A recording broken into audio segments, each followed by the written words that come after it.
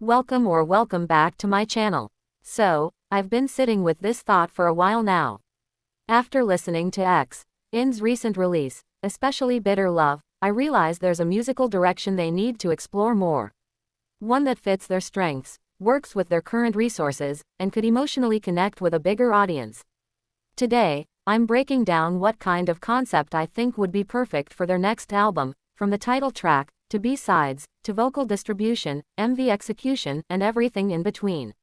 So if you're curious, or feel the same way, keep watching. Point 1.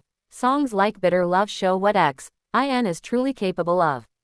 Bitter Love really surprised me, in the best way. It wasn't just pretty. It had emotional weight, without being overly dramatic. And the way the members' voices were layered, passed, and built upon. It just clicked. Niz starting it off felt so natural, her voice sets the tone. Esha eased us into that pre-chorus energy with smooth delivery. Nova or Aria could easily rotate into that spot too, both give off that emotionally stable, warm-toned vocalist vibe. And when the chorus hit with all of them, especially Hannah's blend, it gave. The thing is, this kind of track gives everyone their moment, without forcing it. That's the magic. It doesn't feel rushed, or like a fight for lines. It flows. Point 2. Let's talk about production, and where it holds them back. This part might sound a little blunt, but it needs to be said. The biggest weak spot in In's music isn't the members. It's the production, especially in the hook and chorus sections. There's always this sense of build-up, and then suddenly, a drop or shift that doesn't quite match the emotion versus setup. It's like the producer tried to add a twist or surprise elements that unfortunately don't land always, but it disrupts the mood instead. And instead of pushing harder on that experimental route, why not lean into what already works? Which is vocals. Almost every member can sing, and I don't just mean carry a note. They can emote. There's tone, breath control, texture. That's not something every group has. A vocal-based track, where the beat supports the singing, not distracts from it, that's the move. It's timeless, budget-friendly, and emotionally resonant. Point 3. The emotional track that hits in any situation. The kind of title track I'm imagining. Think about songs like Billie Eilish's You Made Me Hate This City. It doesn't have to sound the same, but it should evoke that same kind of vulnerability. A song about unspoken love. About loss. The kind of ache that doesn't scream, it just sits with you. And this kind of song. It works everywhere, listening while walking home at night, playing in the background of a fan edit, even on stage, with simple choreography and raw vocals. It becomes more than just a comeback. It becomes a moment. Point 4. The B-sides, the emotions that complete the story. Now if the title track is that slow, aching song about unrequited love or emotional confusion, the B-sides should carry us through the other feelings. Because love, or the absence of it, doesn't just leave sadness. It brings up anger. It forces us into silence. It makes us feel invisible. And sometimes, it brings us healing. So here's what I'd love to see. Track 1, Anger. This should capture that quiet, burning kind of anger.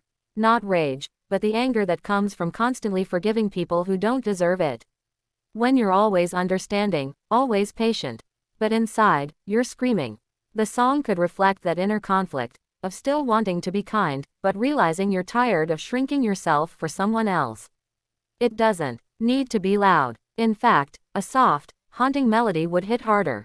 That contradiction, beautiful vocals expressing raw frustration, would feel incredibly real. Track 2, Restraint. This one would be about holding back what you really want to say. Maybe you want to confess. Maybe you want to scream, cry, or run, but you don't, because timing, or fear, or dignity, stops you. The production could be minimal, maybe just vocals and ambient sounds, like footsteps, or ticking. The tension would come from what's not said in the lyrics.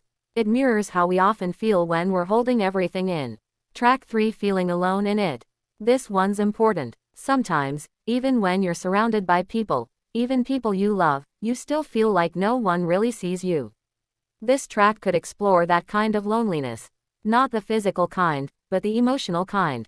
It could be vocally more delicate, maybe with soft harmonies, or just one member leading most of the track to reflect that sense of isolation.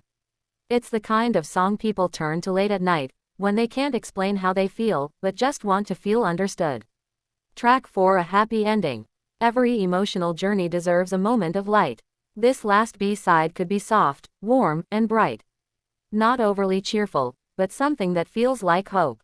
It could talk about healing, about choosing yourself, about looking ahead, about finally breathing again. It doesn't have to be about a person. It could just be about growing. This kind of track, at the end of an emotional album, would feel like a hug. A moment of peace. Point 5. Emotional concepts make sense for their current budget. Let's also be practical. Futuristic and cyberpop visuals. They're cool, and XIN did it with Synchro. But, let's be honest, the budget barely held that concept together. If the lighting or sets had been just a little cheaper looking, they could have been labeled a budget K-pop group. And that's unfair to the members, because their talent is very real. But image matters. The smart move now: choose a concept that doesn't rely on big visuals. Emotional storytelling can be filmed anywhere. A classroom, a rooftop, a hallway. Give us those schoolyard heartbreak vibes. Daydreamy nostalgia. You don't need $1 million MV to make people cry. Point 6. This is how you attract a bigger fandom. Here's the thing. Rap gets people hyped, but vocals, they make people stay. When a group leans into emotional vulnerability, it creates connection.